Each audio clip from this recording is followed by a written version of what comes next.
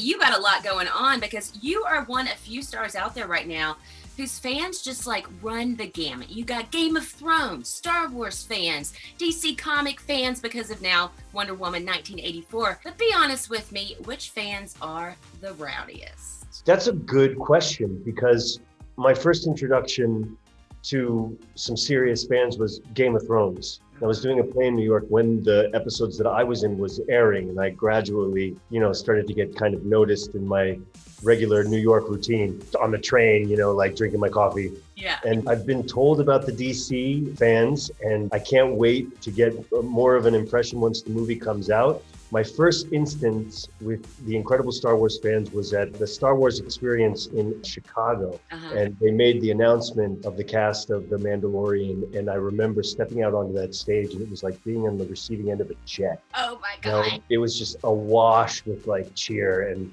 I thought, I could get used to this. Careful. And have you gotten used to it?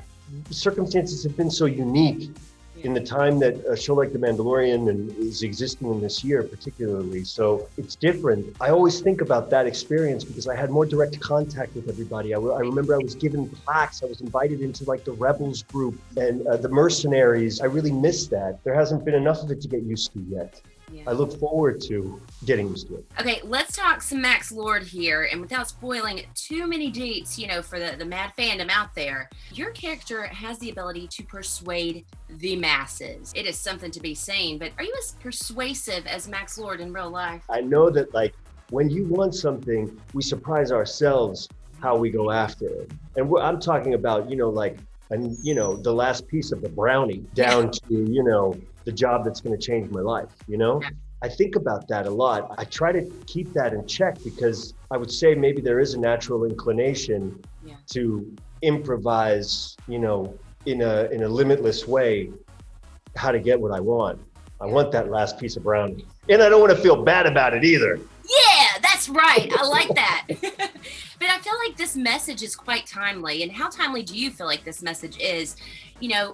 In a world of today, we want things when we want them without really thinking about the repercussions of them, Yeah, there's some beautiful messaging in this movie. I don't think we realized that the context would be so impactful in the time that it is going to be shared with the world. But I knew that in the incredible Patty Jenkins, Gal Gadot, Wonder Woman fashion, we would be messaging as much humanity and hope in contrast to a culture that really is asking for more and more and more and more and more, or a side of the culture that is capable of that it's never enough. Max Lord being the complete personification of that. And of course, it's a symptom that is dangerous for all of us in the world that we live in. There's a lot of love in this film, but there's a lot of fighting.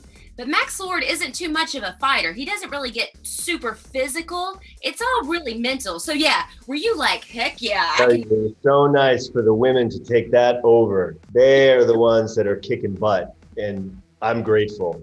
Your body's grateful too, right?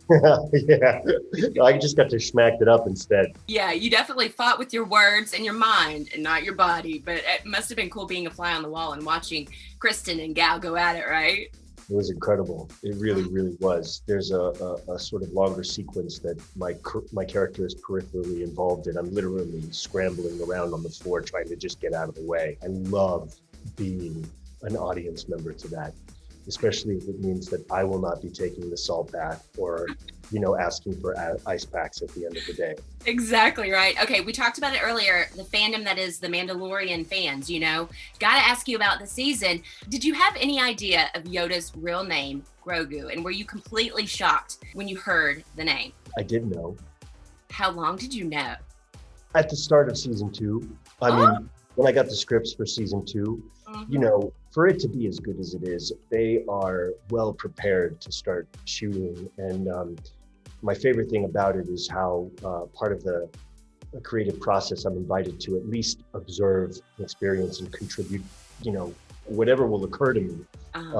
And so Jon Favreau and Dave Filoni, they get me the scripts before we get into shooting. So I know it all, baby. Oh, you want to spill any deets to us right now, Pedro? Oh, child, come on now. Come on now. That's my sadistic side coming out too. It's like, Yeah, that's your Max side coming out. How many yeah, more seasons do exactly. you see it running?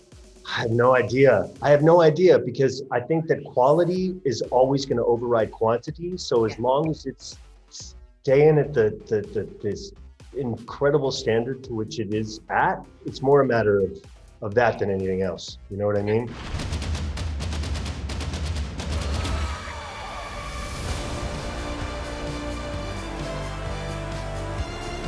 Nothing good is born from lies. And greatness is not what you think.